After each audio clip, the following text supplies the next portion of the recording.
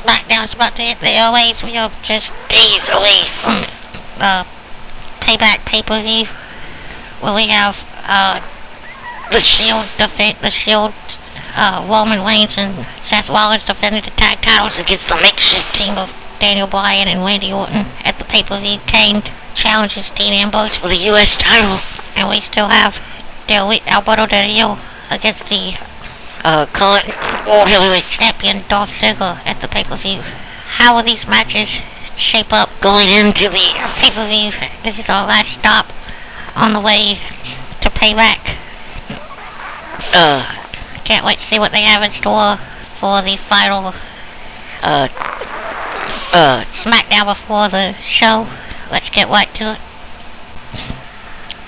SmackDown kicks off with Daniel Bryan coming out and talking about how he's gonna lead his team of himself and Randy Orton into victory against the Shield. He calls out Kane to apparently it was like he was gonna apologize, but it turned out he was in Kane's words dumping him for Randy Orton by saying that when they win their match at Payback, that he and Randy Orton will be tag team champions, and he and Kane will no longer be able to be partners.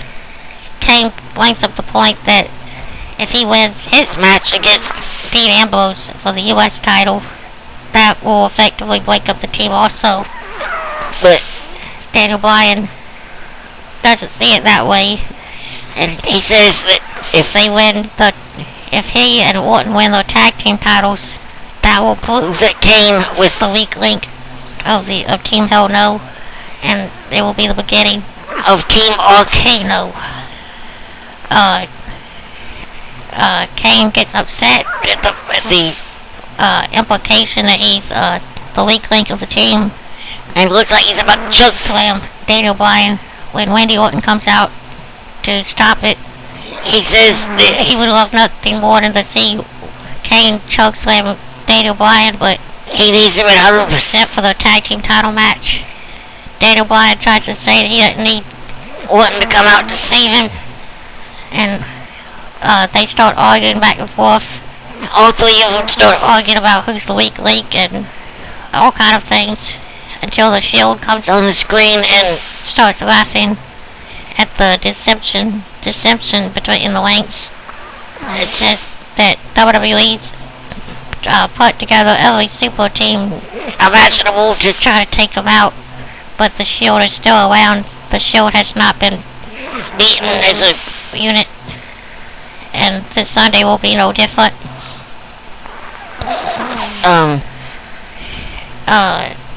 We then go to the backstage where we see Sheamus coming out for a match.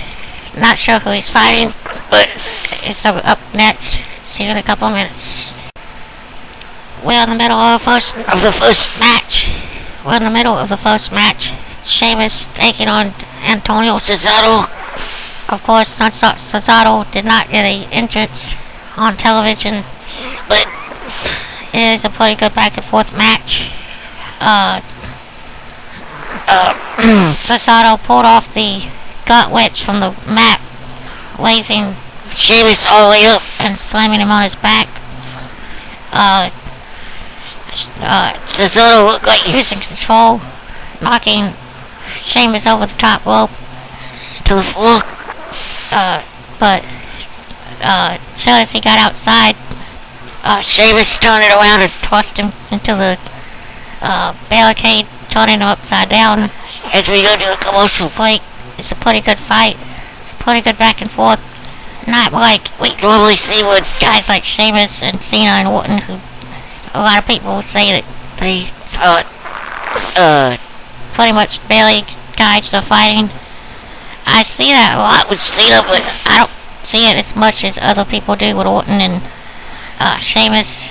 But this match seems to be pretty good. Cesaro's getting a lot of offense, and they did bring up the fact that Seb Coulter mentioned that he liked Antonio Cesaro, so I'm hoping that whenever Jack Swagger's Will the Wrestle again.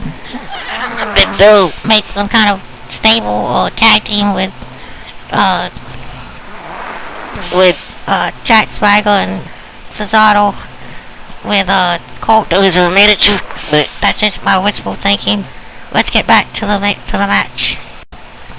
Sheamus and Cesaro have a pretty good back and forth and until the very end, where Cesaro simply pushes Sheamus back into into a corner, and Sheamus comes bouncing out with a bull kick, which didn't really look like it should have knocked him out as cold as it did for the 1, 2, 3.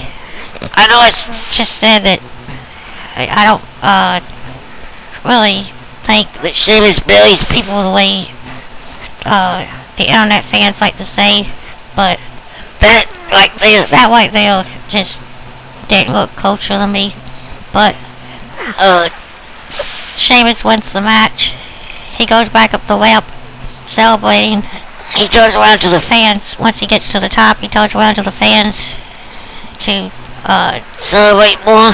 but gets jumped from behind by the intellectual savior of The unwashed masses Damien Sandow, who he will be fighting.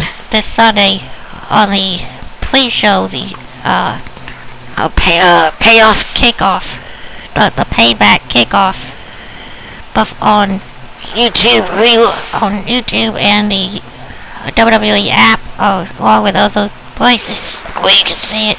but they're on the pre-show, which I don't Understand why?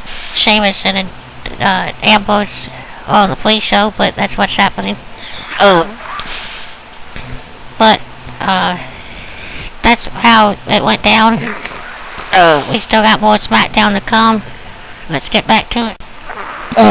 SmackDown comes back, and they say that Teddy Long's backstage. Looks like he's About to have lunch. He's eating Hardee's, which is another product placement scam by WWE. But in comes Dolph Ziggler and AJ and Big E, and they announced that Dolph is somehow in a tag match tonight against Jericho and Del Rio. I'm guessing his partner is Big E, but they didn't say that. We didn't go to the ring where, to my Horror and dismay. Great colleagues coming out, For a match. and somebody please tell the WWE to get Natalia Away from that idiot. and Hornswoggle. Seriously. The only one with talent in that Little, whatever they call it, is Natalia, and they don't let her do anything. But let's get back to SmackDown, and atrocity known as Great Khali.